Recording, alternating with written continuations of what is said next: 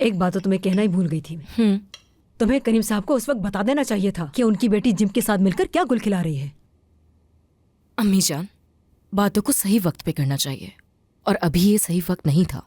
और जाहिर सी बात है, करीम जब मुझसे पूछेंगे तो मैं उन्हें सब बता दूंगी। और जहां तक बात रही तूबा की, तो ये कार्ड मैं अपने हाथ में रखना चाहती हूँ। लेकिन इतना जरूर हो गया कि जिम अब इस घर में वापस कभी नहीं आएगा अम्मी। अल्लाह करे ऐसा ही हो, क्योंकि नसीन उसकी वजह से हम अपना सुकून क्यों खोएं। चाय तो क्या कमाल की बनाई है तुमने।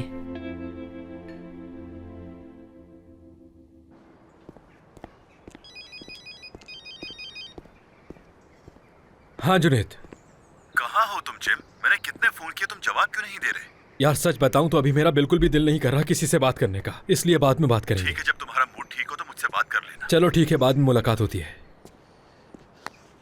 अमीने आपा कुछ तो बताएं, वो इस घर से क्यों गई और कहाँ गई थी, और उन्हें इस घर से क्यों निकाला गया?